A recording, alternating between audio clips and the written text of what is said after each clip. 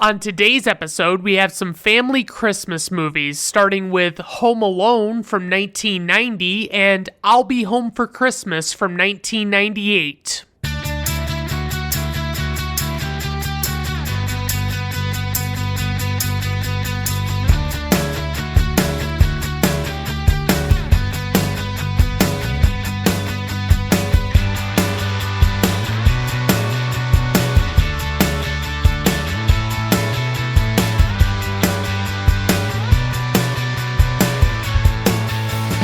All right, everyone, welcome to Brandon at Random Reviews. I am your host, Brandon Griffiths. Thank you for stopping by. I do appreciate it.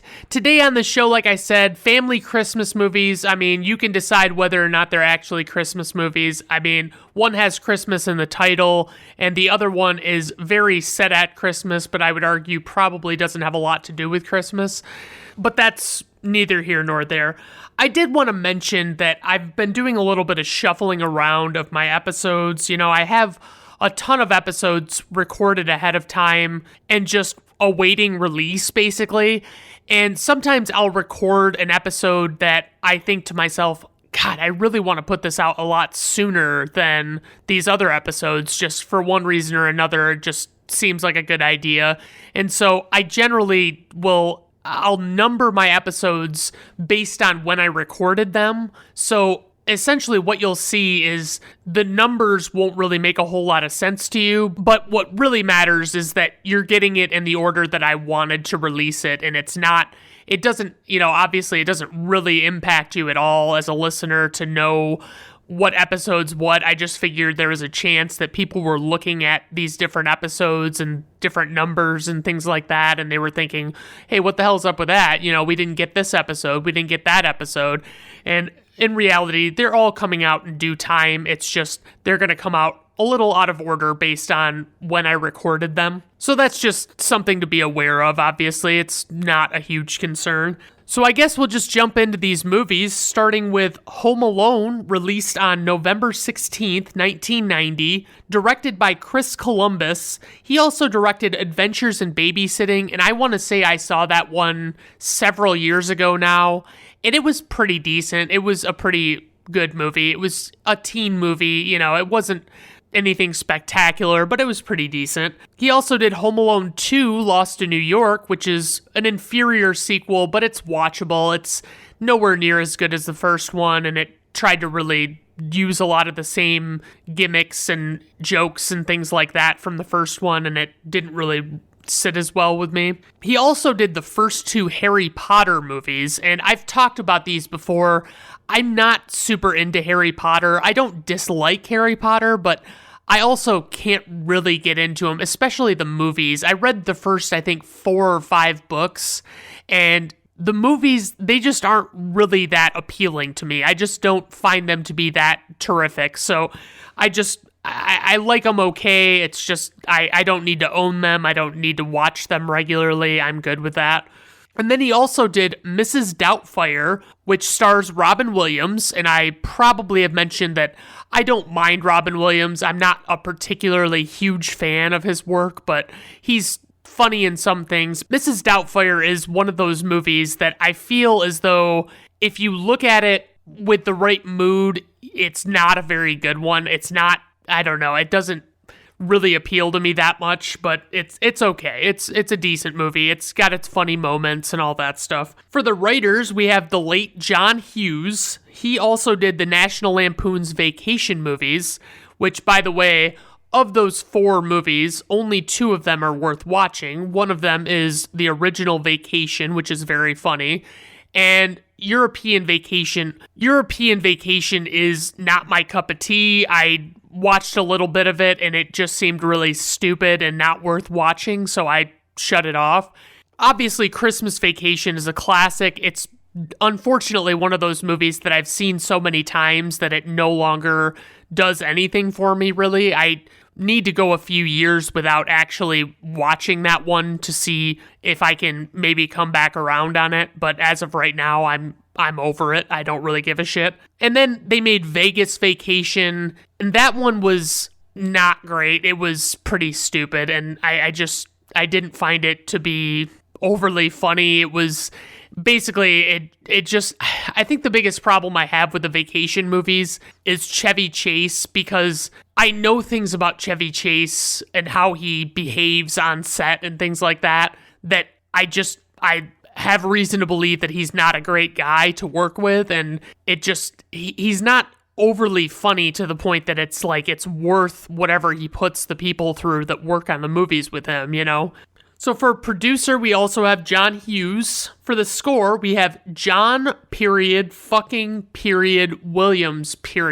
And obviously, I've talked about him before. You know, he's done a bunch of Steven Spielberg movies.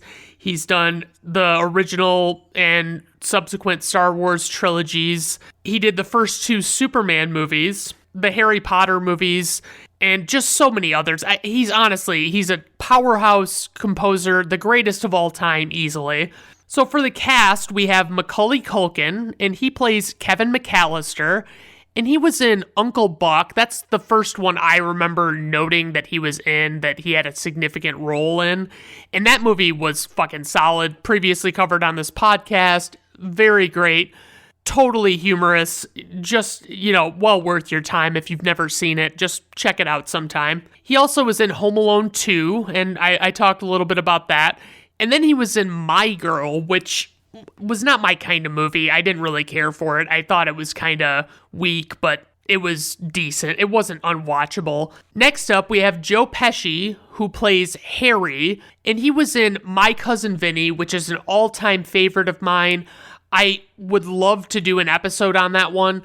I'm reluctant because I've been avoiding comedy movies like The Plague, because basically you have a comedy, and if you're doing a podcast on it, I have a hard time not sitting there explaining jokes over and over again, and I don't really want to do that, and I don't think that's what people want to hear, so I have been just basically avoiding them.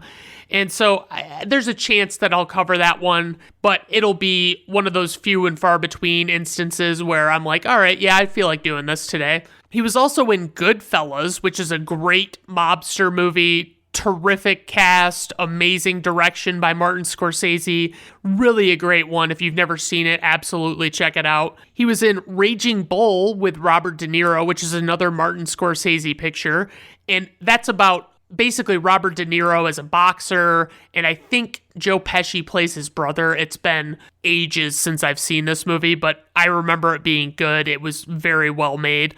And then he was also in A Bronx Tale. I don't really remember him so much from that, but I do definitely want to do an episode on this one too. It's a great one. I mean, it's got Chaz Palminteri and Robert De Niro.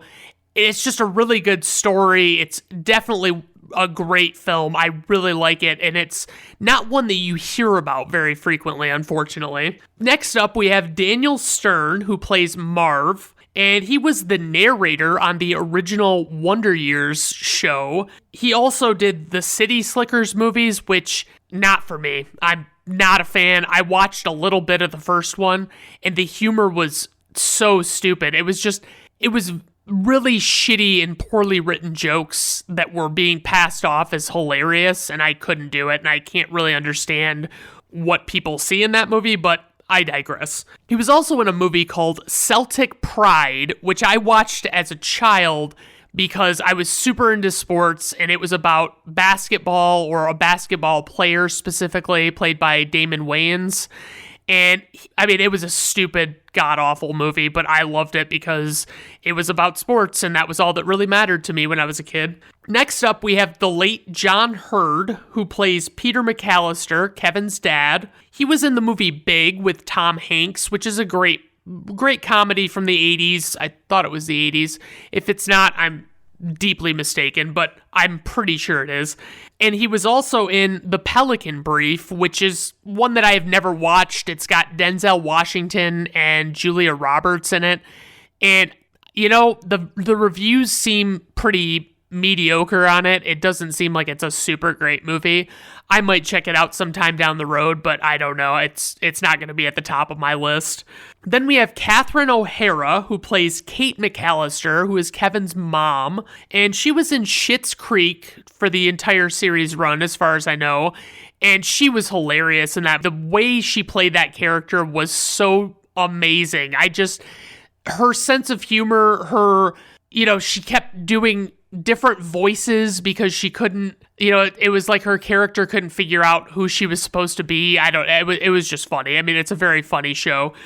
She was also a voice in The Nightmare Before Christmas, and if you've never seen that one, it's claymation, it's very eerie and Tim Burton-y, and it's just, it's not a bad one to watch on occasion, but I can't watch it every year. I just can't get into it. I mean, I might throw it on while I'm doing something else just to have something on, but nothing too crazy. Then last but not least, we have John Candy, and he plays Gus Polinski, the polka king of the Midwest. John Candy did this film for $414 and worked one 23-hour day to shoot his scenes. He was also in Uncle Buck, as I mentioned, previously covered on this podcast. I already talked about it a little bit with Macaulay Culkin. He was in The Great Outdoors, which is one that I still cannot bring myself to check out. I almost want to say, and this is probably a bold statement, but I would say with the exception of the original Blues Brothers and Ghostbusters, almost anything with Dan Aykroyd in it, I avoid like the plague. I don't know what it is about them, especially the ones that Dan Aykroyd wrote or had a hand in directing or writing anything for it at all, I find are just not good movies. John Candy was in Wagons East, which is one that I loved in my childhood, and I have absolutely no intention of ever revisiting it because I guarantee it is crap. Like, it doesn't seem like it would have been a very good movie in retrospect. And he's done, John Candy's done so many others. He died very young. I believe it was 1995 when he died, and so basically we lost a comedy legend when we lost John Candy. So for the casting notes, we have Robert De Niro and John Lovitz turned down the role of Harry. And although they were already eyeing Macaulay Culkin for Kevin, Chris Columbus auditioned 200 actors for the role. Ultimately, he decided that Culkin was still the standout and officially brought him on. The role of Uncle Frank was originally written for Kelsey Grammer, but he was unavailable at the time of shooting. Chris Farley auditioned for the role of the Santa Claus impersonator, but he failed to impress Chris Columbus, who ultimately did not cast him. Alright, so here is my plot synopsis. An 8-year-old boy is accidentally left at home in a Chicago suburb when his family goes to Paris, and he has to defend his house against burglars by himself. Alright, guys, let's dive right into this plot. I fucking love it. So, to start off, we see this massive house in the Chicago suburbs, and this has been asked before, but it's like, what are the McAllisters actually doing that they can actually afford this house? It's so massive, I can't fucking believe it. But it's just a curiosity of mine, I've just always wondered. And there are 1 million people inside this house, we see, and every person in this house pays absolutely no fucking mind to a police officer just chilling right by the front door. And especially the fact that not only are they just not paying attention to him, but he's actively trying to get their attention and get them to answer questions, and they are ignoring him and walking away. And I'm like, what is I find this very hard to believe that they're actually not acknowledging him like this. I would say at the very least, you're going to change your behavior somewhat for, a police officer being in your house or the house you're staying in. It doesn't make any sense to me that this is the way it is, but it adds a little humor, I guess, and that's kind of what they're going for. So everybody's getting around for their trip to Paris, doing normal shit like you would think that they would be doing. They're talking about getting voltage adapters and things like that because obviously the plugs are different in Europe and all that stuff. Kevin's aunt tells him to pack his suitcase, okay? And so he reacts to this with just pure terror. He is just horrified by the idea of like, what am I supposed to do? I've got to pack my suitcase. How do I do that, I don't really remember having packed a suitcase for the first time, but I definitely don't remember ever having to be taught how to do that or how to, it's basically just like, yeah, what kind of shit are you going to need for a long trip? Clothes? I mean, toys that you want to bring, whatever. I mean, just stuff like that. I don't think that it should be that terrifying, but it's one of those things, and it's more of a movie thing, I think, than anything. So the police officer finally gets some questions answered downstairs, but clearly he doesn't understand the idea of follow-up questions because he's asking them all these questions and they're giving him one-word answers. He's like, do you live here? And they're like, no. And it's like, okay, why are you here then? You know what I mean? Ask them that follow-up question and get through to the meat of everything and understand what's going on in this house. So all of these older kids are treating Kevin like complete shit, but them's the breaks, honestly. That's kid life for you. If you're younger, older kids just are frustrated because you haven't developed to the point that they've developed to, and they just think you're a fucking idiot, and that's all there is to it. So Kevin goes into his brother Buzz's room, and I guess, Buzz is in there with his friend, which I find very odd that it's like, if this were going on in my house, if I asked my mom to have a friend over, she would probably tell me, no fucking way, we're not doing this. You can have friends over any other time, but not now. It's just with all this shit going on with them getting ready for the trip, it doesn't really make sense. So they see a man outside and they refer to him as Old Man Marley. Buzz gives him some bullshit backstory about him being called the South Bend Shovel Slayer. Buzz just really fucking sells this story just for Kevin's benefit to try and terrify Kevin. And it's just typical older brother shit, just messing with him. But he's never ever going to tell him that he's messing with him. He's going to let him believe that this guy is a murderer. And obviously it's all made up. So the dialogue in this one's actually very well done. I've noticed, John Hughes is masterful at that.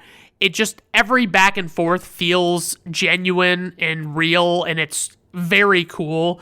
So the pizza guy shows up downstairs, and the cop's still standing there, and he has 10 pizzas. And I have to say, okay, as a former delivery driver, when someone doesn't respect the notion that you should hand over the money at about the exact same time that you're taking the pizza, it drives me absolutely nuts. And also, don't fucking waste the delivery driver's time running around trying to find your money. You need to have that fucking money ready as soon as you place the order. You should be getting that money around, and that delivery driver should be in and out of your house. He should not be spending all this time trying to figure out where the fuck everybody is. They talk about Santa coming, and all I can think, because there are there are dozens of people in this house, and some of the adults are talking about Santa coming when they're talking to the little kids.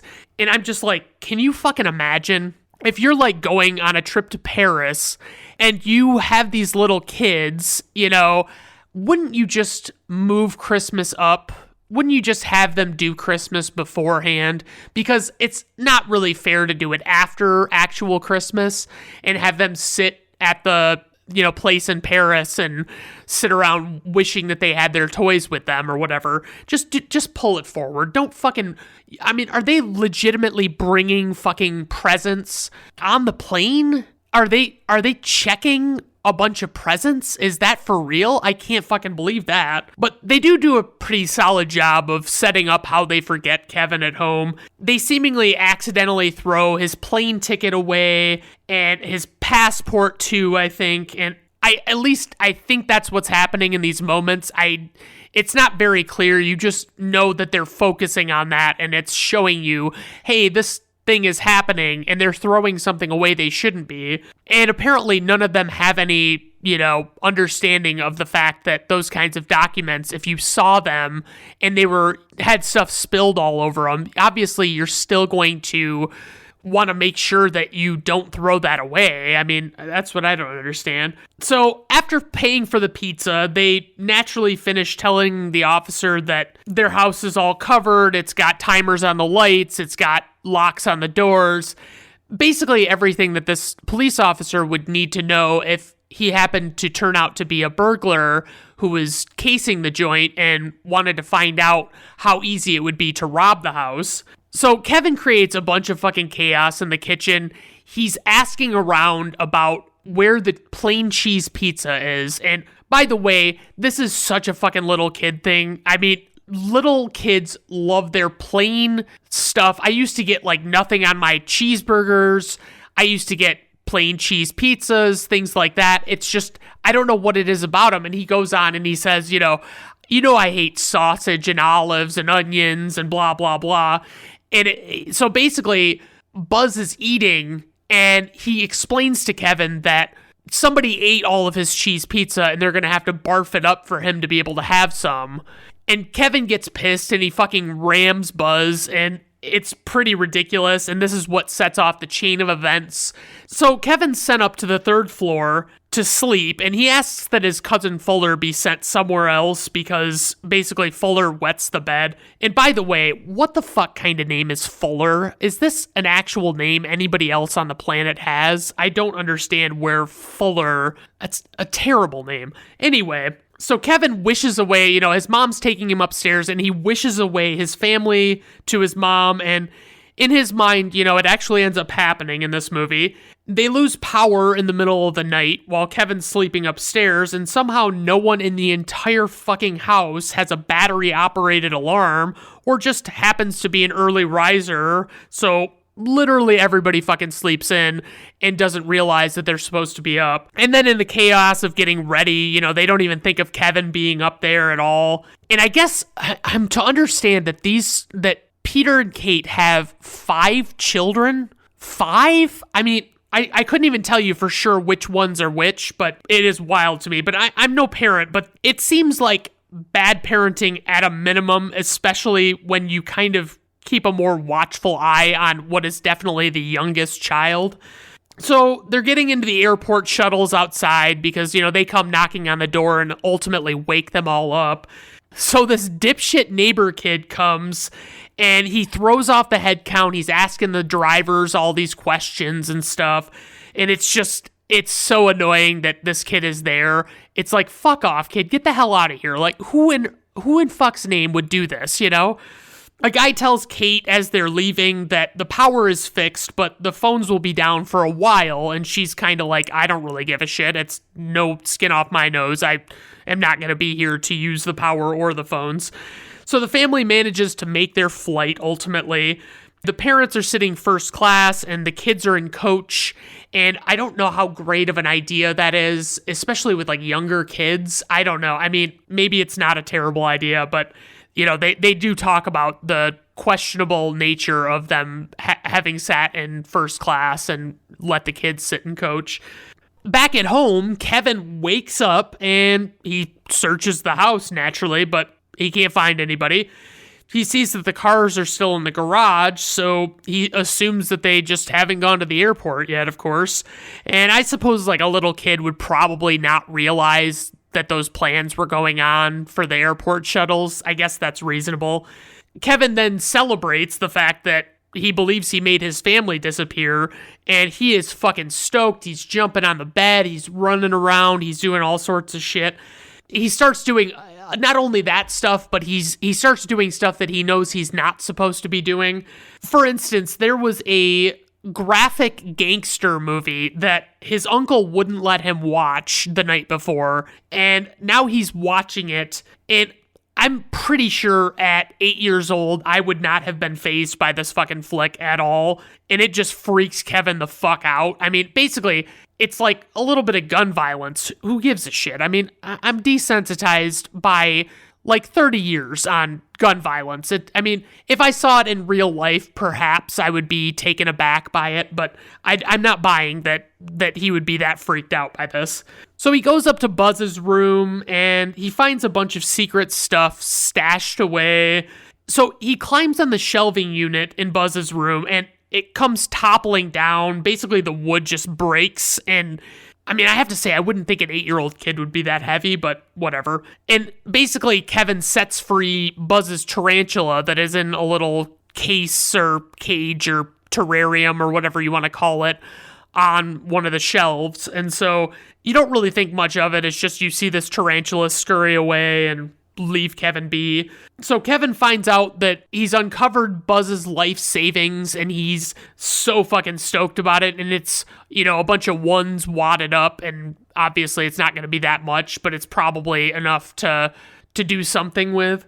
So Kate realizes on the plane that she actually forgot her youngest child at home, but the plane can't turn back at that point because she took her fucking sweet-ass time letting that dawn on her. So the burglars, Harry and Marv, pull up on the McAllister street, and they watch the Christmas lights all turn on by timer, and, you know, Marv and Harry are just watching, and Harry's pretty fucking impressed with himself for knowing when these things are going to turn on, but it's basically like, if you know the fucking lights are going to turn on at 10 p.m. or 9 p.m. or whatever it is, then it's like the fact that he knows when exactly they'll come on is a little ridiculous, but I digress. This is the way I look at movies. Don't you love it? Anyway, so Harry was the guy, I should probably mention that, he was the guy that was dressed up as a police officer that was trying to get a bunch of questions answered about, you know, what was going on with their house, if they were, you know, he was making sure they were taking all the right precautions with their holiday, you know, especially going on a trip and all that stuff. He wanted to make sure that they did everything they should do, or at least that was what he was presenting to them. But obviously he's a burglar, so, you know, he was really doing that to figure out what risks he had inherent in each house. So they go to break into the McAllister's house first, but Kevin realizes that these unknown men are walking around, and he cleverly turns on the basement light, and they scram, you know, they just get the fuck out of there because they're like, what the fuck, nobody's supposed to be here. So if I'm supposed to write off a whole bunch of shit as Kevin just being a dumb kid, it gets very hard to believe that he's also unreasonably clever about some things that we'll find out about later in the movie. Naturally, Old Man Marley doesn't recognize that he's a scary old dude, and he elects not to talk, which only adds to Kevin's terror when Kevin runs into him on the street, and it's like, dude, just fucking say something. Hello, how are you doing? You know what I mean? He's not afraid to talk to him. You know, I don't understand it. So upon arriving in Paris, Kate calls the police in their town, and an officer, Balzac, yeah, that's right, Balzac, answers, and eventually they agree to send an officer to check on Kevin. So Kevin's a little too scared to answer the door when the police actually come because of the whole scare with the burglars. But the police also pretty willingly give up, and they make some comment about how the woman should count her kids again or whatever, and, you know, basically just writes it off as nothing. And it's like, okay, all right. So the McAllisters are trying to find a way home, mostly Kate, who is probably demonstrating the most reasonable amount of concern in this moment. And then we see that Kevin has bathed the next day, I think it is, and he did this voluntarily. I would say that's probably the least realistic thing in this entire movie. For my money, when I was 8, I was not bathing voluntarily most of the time, or at least I wasn't bathing as regularly as I probably should have because I didn't really think I needed to because I was a little kid and that's just how I was. And so I just don't buy the whole, yeah, I'm just going to have a bath or a shower or whatever. No, I don't think he's doing that. And then, we get that scene in this moment after he's taken a bath or whatever, and he's clearly like shaven his face, and he, I think, puts aftershave on his hands and slaps the side of his face. Like he puts his hands on his cheeks, and you can hear a sizzling sound, and I guess it's like burning his skin because he just shaved. I guess that's what's supposed to be happening. That's probably the signature moment of this movie, and it's just never done anything for me. I just don't understand why that's so funny. Then we see the burglars. They're robbing the Murphy house now. They're doing a lot of dicking around, considering it seems like the kind of thing you'd want to be in and out doing, you know? I mean, I wouldn't want anybody to come there that were just surprise visitors, and I was wasting my sweet-ass time, you know, getting everything rounded up and all that stuff. It's like, find the shit that you want and take it and leave. So Kevin goes to the store, and he buys a toothbrush, and he wants to see if they can confirm whether or not it's certified by the American Dental Association. And man, it just reminds me of fucking retail. People asking stupid ass questions that no one ever should have the answer to as a retail employee. But Marley shows up while Kevin's asking about the toothbrush, and basically he decides he's going to be even more horrifying than just not talking to Kevin. He just kind of stomps in, and he puts his hand on the fucking glass counter, and you can see that he cut himself and has a bandage on it, and he just glares at Kevin, and that's all he fucking does in this moment, is it just fucking glares at him, and it's like, dude, what are you doing? Why are you fucking doing this? You clearly know that this is not normal behavior. And so Kevin freaks the fuck out, and, he ends up taking the toothbrush without even thinking about it, and they chase after him for being a shoplifter, and he goes on this big chase with a cop through an ice skating rink and all this shit. But anyway, Harry gives Marv a bunch of shit for doing this thing where he leaves the water running at the different houses that they hit. He's just giving him shit about it. And then as they're going to leave I think it's the Murphy's house, they almost hit Kevin with the van, and then they tail him to see where he goes, but, they end up losing him at the church, and they're like, oh no, we can't go in there, not the church, which is like, yeah, okay. I mean, they basically just act like they wouldn't dare set foot in a church. No. So Kevin very sophisticatedly sets up the house with mannequins and cardboard cutouts and shit while playing music with all the lights on to just basically create the illusion of a party to scare away the burglars. Kevin has this whole bit where he orders a pizza and he uses this gangster movie to talk to the delivery guy and basically intimidate the guy. And I'll tell you, I've gotten pretty decent at editing audio and stuff and video too, and I don't think I could have managed to pull off the fast work that he makes with this fucking movie. He's fast forwarding and rewinding, and he's playing at the exact right time and all that stuff. So he gets his pizza and he's all happy, and obviously it's plain cheese, and it's heartbreaking watching Kate at the airport as she's desperately trying to make deals with these strangers to get home, basically.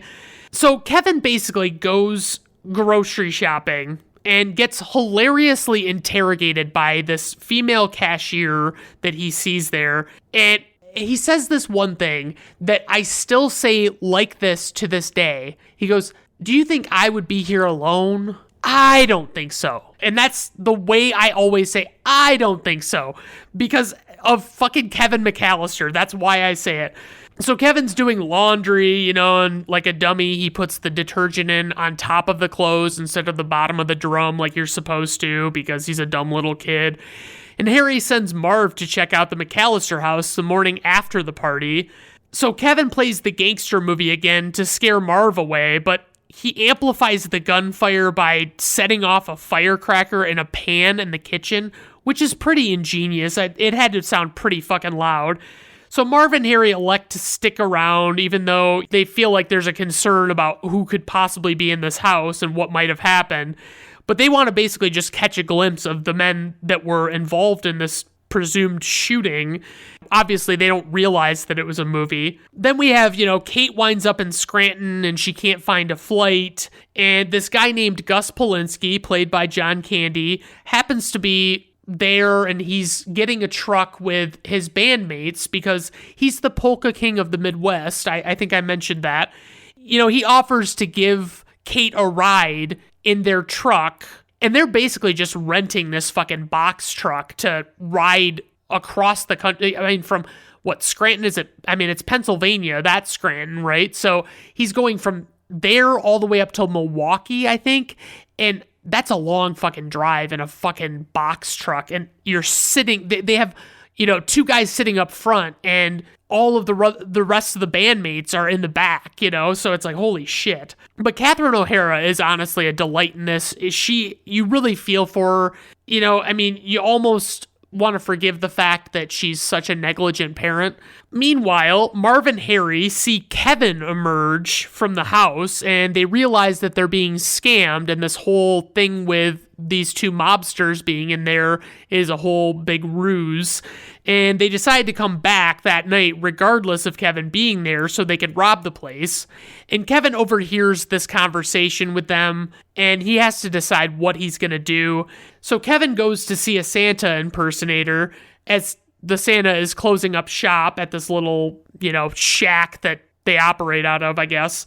He makes a final plea with Santa Claus to get his family back, and it is fucking heartbreaking. But we get this fucking great moment where this Santa Claus impersonator gives Kevin, ordinarily he'd give the kids candy canes, but he doesn't have any candy canes.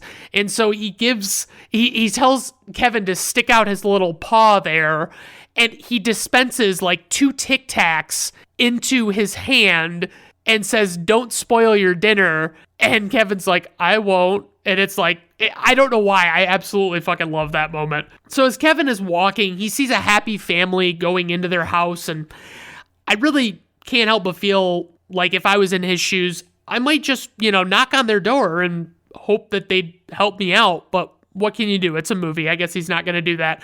So Kevin goes into the empty church where this full choir is singing beautifully, and scary old man Marley shows up and stops at Kevin's pew and breaks the ice with him and tells him not to be afraid of him. And the old man talks about his life issues, and Kevin convinces him to face what's troubling him. Marley never once says to him, though, "Hey, how come you're out here alone at night on Christmas Eve?" Or, "Hey, you're always alone when I see you lately. What's up with that?" None of those questions come up.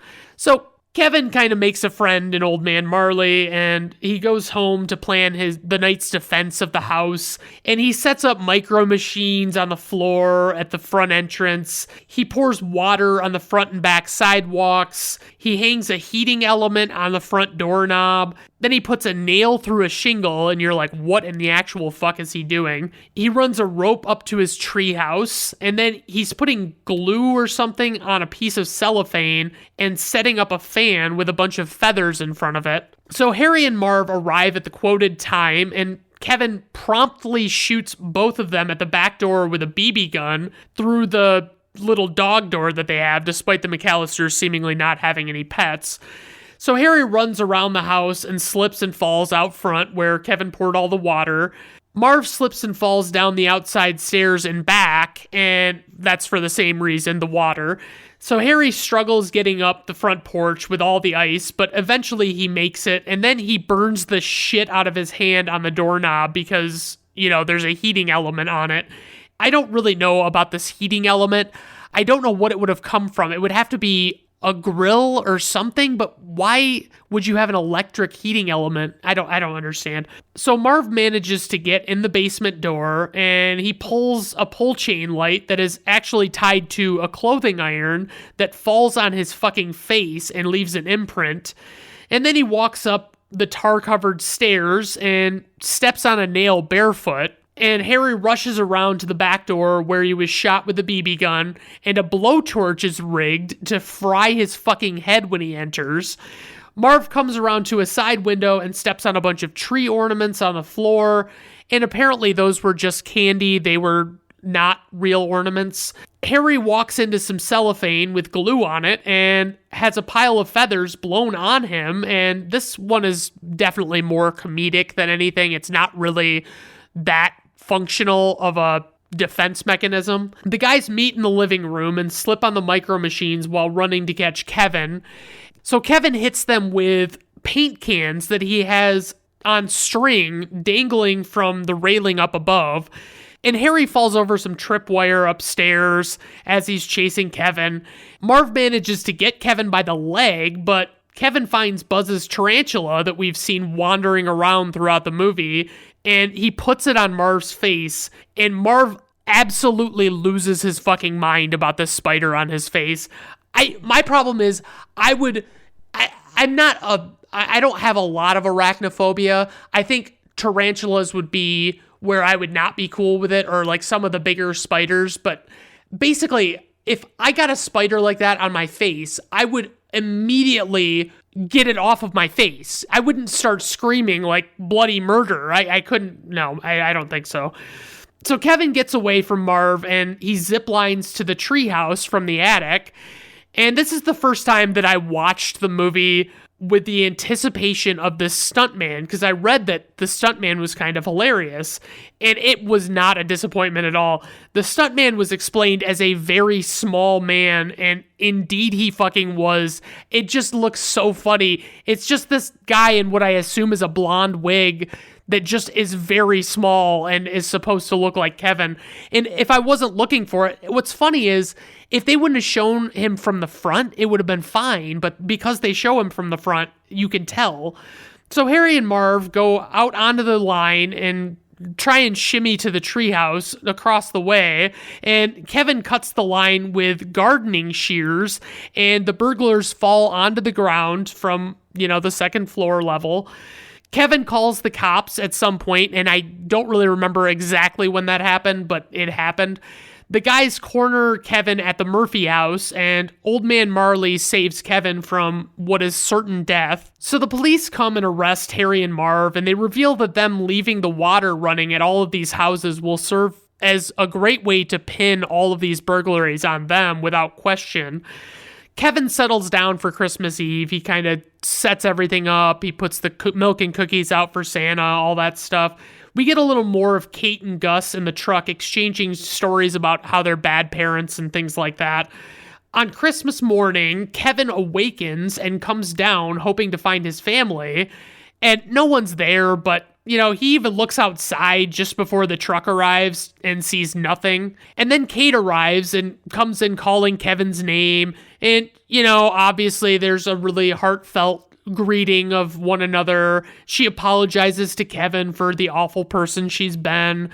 Kevin asks where everyone else is, and Kate says that they couldn't make it. And suddenly the family busts in the door and gives a bunch of hugs and whatnot.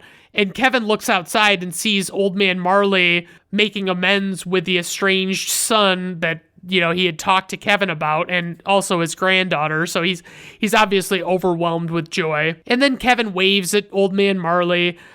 Basically the whole thing with them showing up right after Kate got there is that they took a flight that Kate didn't want to wait around to take. And so they just took it and they just went with it. And so, it's pretty, it's a pretty solid ending, and we get John Williams fucking wailing in the ending, and I just fucking love it. So praise for this movie. The realism in the dialogue, as I mentioned, it's great writing by John Hughes. There are a lot of relatable characters in this movie from all ends of the spectrum. The score is obviously amazing, and it's almost eerie, but it's a very cool score. The physical comedy is obviously top-notch. I mean, that's what this movie is all about. There are some things in this movie that I'm just like, I don't know if that's really realistic, but that's the only criticism I really have. So for a little bit of trivia, we have Chris Columbus started this movie after leaving National Lampoon's Christmas Vacation due to a personality clash with Chevy Chase. See, I fucking told you. Joe Pesci deliberately avoided Macaulay Culkin on set because he wanted Culkin to think he was mean. Catherine O'Hara revealed in 2014 that Macaulay Culkin still calls her mom. The picture that Kevin finds of Buzz's girlfriend was a picture of a boy made up to look like a girl because director Chris Columbus thought it would be too cruel to make fun of a girl like that. The boy that was used in the photo was art director Dan Webster's son. Joe Pesci was used to adding profanity to most of his scripts and kept forgetting that he was filming a family movie during his character's on-screen outbursts. Chris Columbus advised him to say fridge instead of the fuck word, and a lot of Pesci's unintelligible pained mutterings were his way to avoid cursing. The movie that Kevin watches on videotape is not a real movie, but the footage was actually specifically created for this film. It was called Angels with Filthy Souls, along with other similar era references in the movie. This is a play on Angels with Dirty Faces from 1938, starring James Cagney. The scream that Daniel Stern belts out during the tarantula scene was filmed live on set after Stern was assured by the animal handlers that tarantulas do not have ears. The tarantula's poison was not extracted, as some have thought. This was all confirmed by Stern in a December 24th, 2015 post on his Facebook page. The movie originally had more scenes of the family in Paris, France, but the test audiences wanted to get back to Kevin. The concept for this movie originated during the filming of a scene in Uncle Buck from 1989 in which Macaulay Culkin plays a character who interrogates a would-be sitter through the letter opening of his family's front door. John Williams stepped in when the original composer backed out. The filmmakers jokingly suggested Williams, even though they never thought they could get him. But after he saw an early cut of the movie, he was enchanted and happily stepped in. Daniel Stern wore rubber feet for his barefoot scenes, similar to Bruce Willis as John McClane in Die Hard from 1988. Macaulay Culkin was only allowed to work on set 5 hours a day because of child labor laws.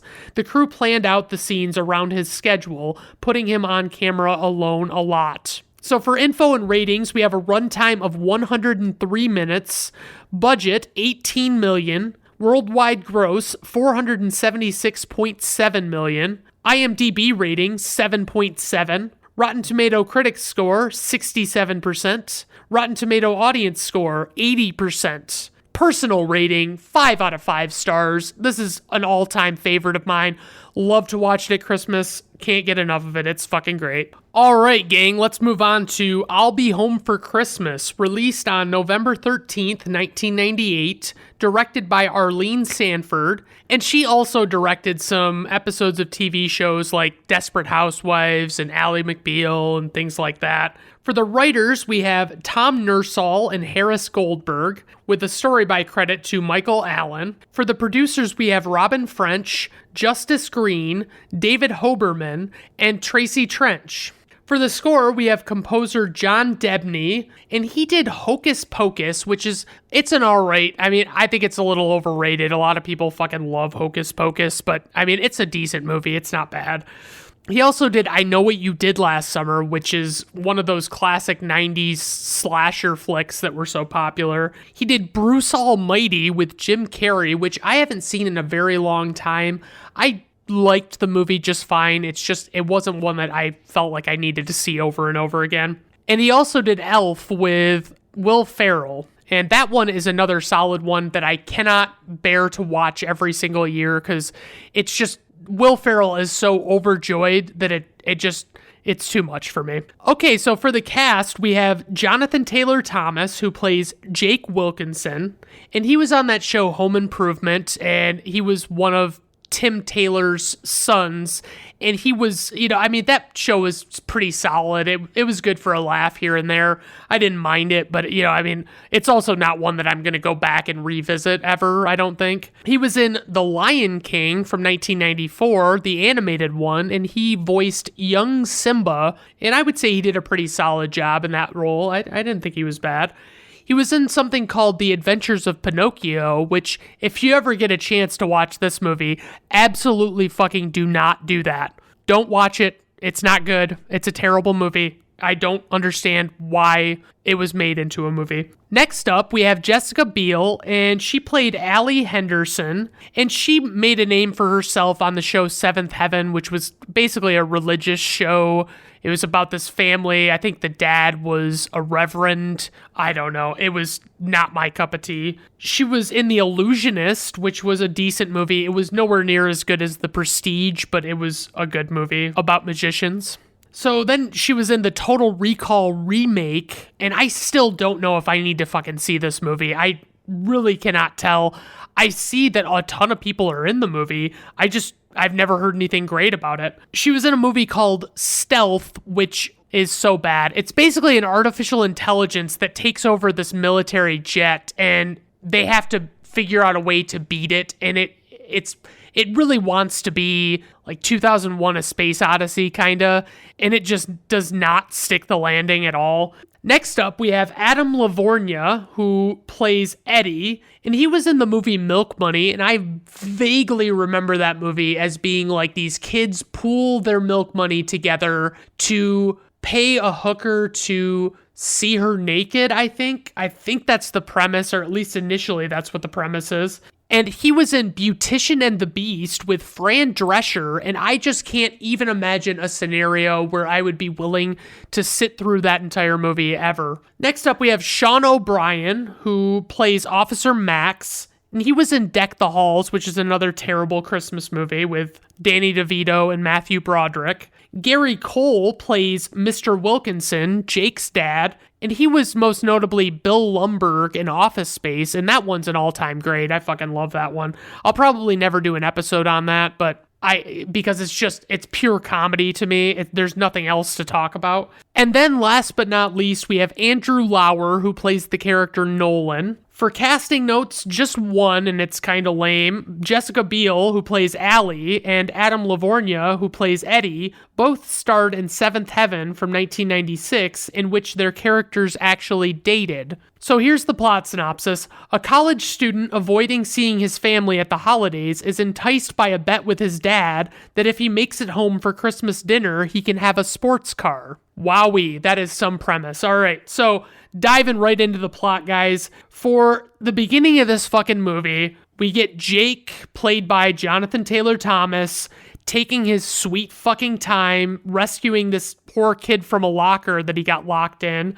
We find out that he's cheating on tests and whatnot. So obviously he's a model of an American college student, just everything that you would think they would be. This kid, Ian, gets out of the locker, and we're slowly establishing that he's basically Jake's assistant, and I guess that's what we're supposed to take away from it.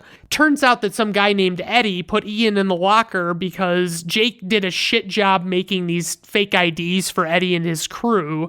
Jake wants Ian to magically trade his ticket to get home for the holidays for 2 tickets to Cabo San Lucas, which is apparently possible in the world this movie is set in. So Jake goes off to see his girlfriend Allie, played by Jessica Biel, and she's sleeping, but she's actually supposed to be studying. Oh darn. So she tries to shoo Jake, but he keeps giving her a bunch of stuff and trying to butter her up. He hands her something, and she actually says, "Eggnog. My mother makes this from scratch." Get the fuck out of here.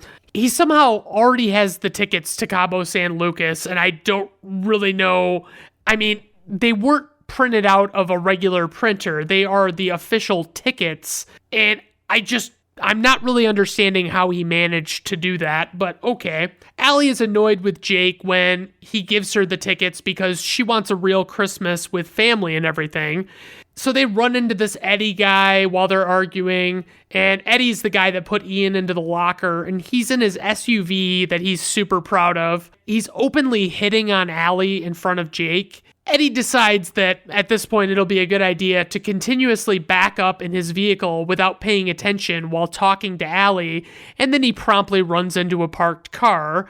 Jake is so busy laughing at Eddie that he doesn't even realize Allie has walked away because I'm going to be honest with you, there's going to be an underwriting narrative in this episode, this specific movie. Jake is a big fucking bag of shit.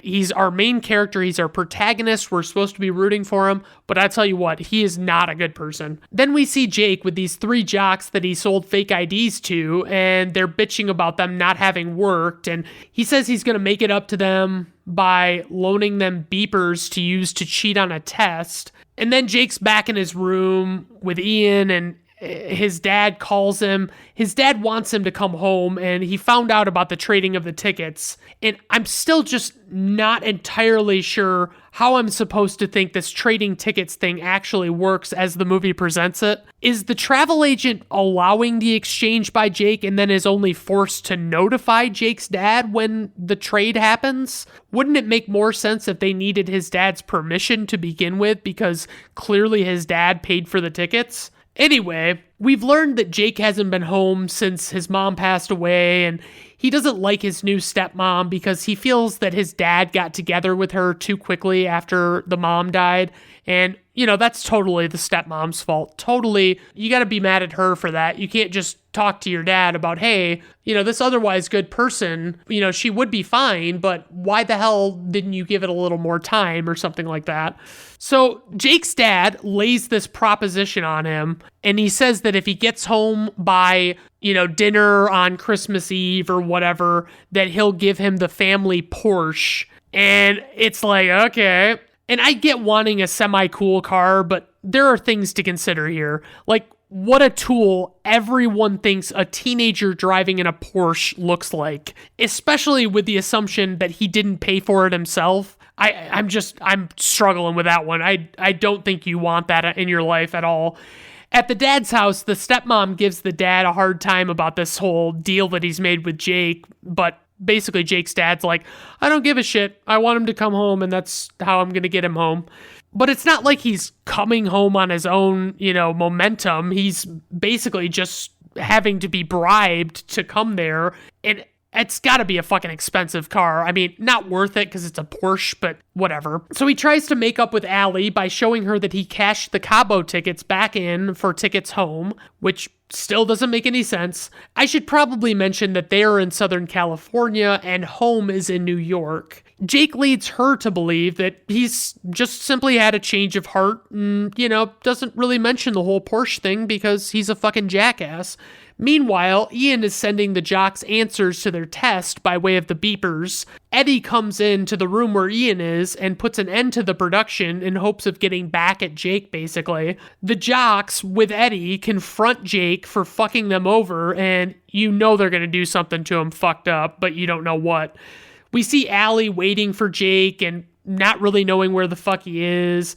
And then we see that Jake has woken up in the middle of the desert in a Santa costume, that the beard and hat and everything are glued onto him. So Eddie basically just carpes the diem and offers Allie a ride home with him, and she reluctantly agrees because she has no other options at this point, I'm guessing. Jake has no idea where he is, and he finally finds a phone at a shitty gas station. He calls Allie and tries to leave a message, but the recording time is too short, so he can't say what he needs to. She basically just thinks that he fucked her over and didn't show up. He then calls home, and his dad refuses to listen to Jake's horse shit because he's clearly dealt with it before. And to be honest, I wouldn't have offered him the Porsche, so I'd be super pissy if he acted like that wasn't enough. Jake catches a ride with these old ladies that love Tom Jones, and they're going to Vegas to see Tom Jones or something.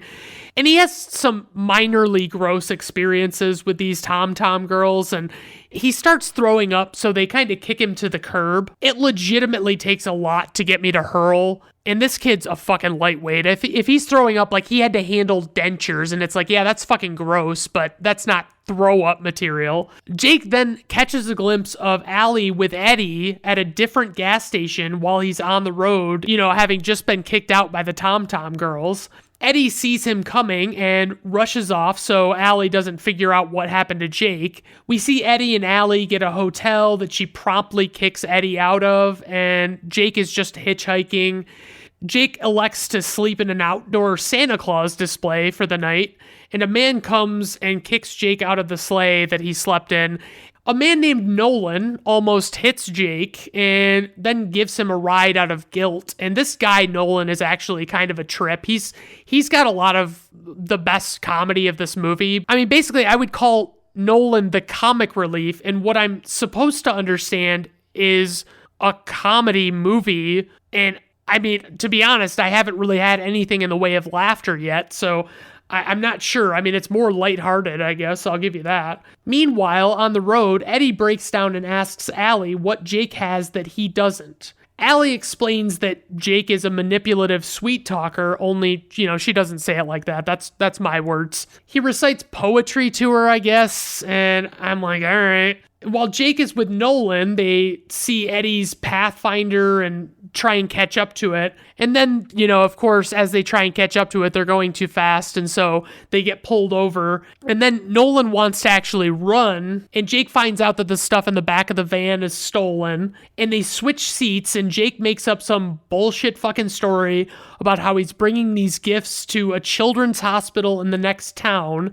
And they almost get away with it, but the officer offers to escort them and wants to see them give the gifts to the kids because I guess he's a real fucking sentimental type or something. And there's this tugging on your heartstrings moment where this last little boy, where they're giving gifts, wishes to go home and be with his family. But nothing really comes of that at all. We don't see any more of this boy. We just have a sad moment, and that's it. I guess he didn't really fit into the plot very well.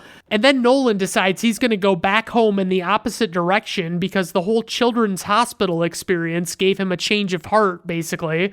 Conveniently, the officer wants Jake to come with him to help make up with his estranged wife in Nebraska, and obviously Jake is pretty fucking eager to get a free 6-hour ride in the right direction, and the officer is supposed to buy him a ticket or something if things work out right. Jake pleads with the officer's wife, Marjorie, at this fucking restaurant, and, you know, he's trying to butter her up, and she's not falling for his shit, and Jake comes out and sends the officer in to sweet talk to her himself, and Jake writes him this fucking song to the tune of "Oh Christmas Tree," and, you know, the officer eventually wins her over. It's pretty fucking stupid, and the whole restaurant claps and stuff. There's a little bit of further establishing what an idiot Eddie is when he's talking to Allie, and the two decide to stop at the Bavarian Village to stay the night. And Jake happens to catch Allie and Eddie kissing beneath a mistletoe on TV, and he's fucking pissed. He fucking loses his mind and devises a plan to get the bus to stop at the village to intervene and stop whatever Eddie and Allie are perceived to be doing. Jake makes up a fake organ transplant and gets the bus driver to go to the village. The way he throws the fake organ transplant together is a stretch. There's a small cooler. Okay, I guess he could fucking pull that off. And then he sees this man eating what appears to be very undercooked beef. How's he getting the beef out of this? Like, that's what he uses as the organ. How is he getting that beef out of that guy's hands? I don't understand it. So he goes into this hotel with this organ transplant and throws it away the first chance he gets. And he demonstrates some real fucking psychotic behavior by aggressively harassing the front desk clerk. And since the clerk rightfully doesn't surrender her guests' private information, Jake uses a maid's guest list to find them, and realistically, should that really have names on it? What use would a maid have for those names at all? Jake and Allie kind of make up in what has to be the most G-rated relationship dynamic ever, because, you know, it's a Disney picture, so Allie realizes something is up with Jake wanting to be home by 6 p.m. specifically, so he breaks down and spills the beans about the Porsche. Allie is not happy as she storms off and Jake pleads with her, and the bus people find out that Jake was lying about the organ transplant naturally, and they let Allie take his spot on the bus. Eddie and Jake ride together, and Eddie has a revelation that it's not like him to help Jake out, so he basically just ditches Jake on the side of the road. I can't help but feel like Jake doesn't have enough likable qualities at this point to outweigh his shitty ones for him being a good protagonist. Jake decides to enter a Santa race to win the money he needs to go home, and Jake has to finish the race with a hat and a fake beard on, and his ones from the desert had previously come off or been removed or whatever. So, spoiler alert, Jake wins the fucking race because the guy who paid for his entrance fee lets him win the race. Turns out that guy is actually the mayor, and he normally wins and donates his winnings. So Jake gets guilty when he hears about that, and he gives the money to the mayor. He has to make a deal with his sister where she'll pay his way home, and he just uses a password to get the money. And then he gets unreasonably pissed off when he still needs a valid photo identification to get on the plane, which he doesn't have. So I guess he's going to sneak into a fucking kennel with a dog and fly that way because no one would be watching for that, obviously. Pre-9/11 air travel, man. That's the experience we're having. He gets to New York and tries to sneak on a train, but doesn't have a ticket, so he gets kicked off of that. And it's like, man, this guy, I mean, ugh. We see his dad longingly waiting for him to arrive, and it's like, dude, he doesn't love you. Even if he shows up, it's just because he loves the car, bro. Jake rides on top of an SUV as a means of travel for a bit, but it's unclear if I'm supposed to believe that the people in the vehicle somehow didn't notice him, or if they actually just let him ride up there for some reason. I'm calling bullshit either way. So he has to actually get off the vehicle because it makes a wrong turn, and so he hijacks a one-horse open sleigh from a parade. he stops to make up with Allie, and she's visibly unenthused to see him. He apologizes for all of the shitty stuff he's done, and they smooch for a bit. Jake and Allie go to his house, and the Porsche's in the front yard, and Jake opts to not go in and creepily watch his family eating dinner for a bit with Allie. Once it's past the deadline, he and Allie decide to go in. His dad still offers to give him the Porsche, even though he didn't get there on time, and Jake turns him down and says that he basically needs to, they have many more Christmases to spend working on that Porsche. We get this heartfelt exchange where Jake and his stepmom tell each other their sweater sizes, and the stepmom is all fucking choked up about it. But I'd basically just be like, fuck you, dude. Eat shit. And then we get the absolute best part of the movie, which is when they play Merry Christmas, Happy Holidays by NSYNC for the closing credits.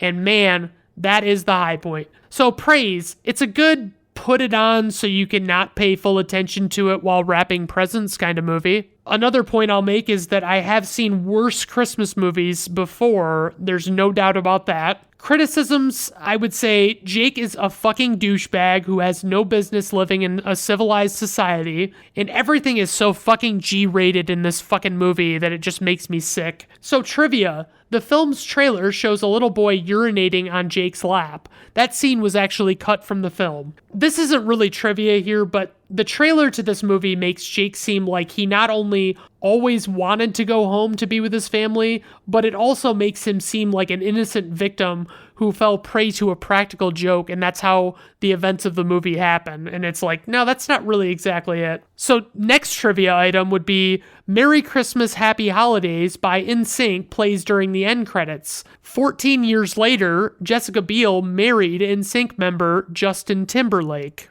All right. Although both Jake and Allie are college students, Jonathan Taylor Thomas and Jessica Biel were both minors at the time of filming. A couple of IMDb nuggets. All right. Jonathan Taylor Thomas's character Jake being unconscious in the desert mirrors what happens to Simba, the character he voices in The Lion King from 1994, down to the vulture and vulture sounds. Yeah, okay, I guess that's trivia. And this one is my personal favorite. This was the first live-action Disney movie to use a logo variant in which the variant is the logo, but with Christmas lights. All right, so let's get on to info and ratings. A runtime of 86 minutes, just a shade too long. A budget, $30 million. Worldwide gross, $12.2 million. IMDb rating, 5.5. Rotten Tomato critics score, 23%. Rotten Tomato audience score, 41%. Personal rating, 2.5 out of 5 stars. I can watch it. It's not that terrible, but it's just not great either. I would never recommend it to anybody ever in my life, not once. So, all right, everyone. Well, that was our episode for today. I really appreciate you stopping by, as always. And obviously, if you have any suggestions or requests, or you want to see me change something, let me know. I mean, it's quite the lead time if I do what you want me to do, but I'm like 17 episodes out right now, so, there's a little bit of lead time, sorry. All right, well, I hope you have a good rest of your day. Bye now.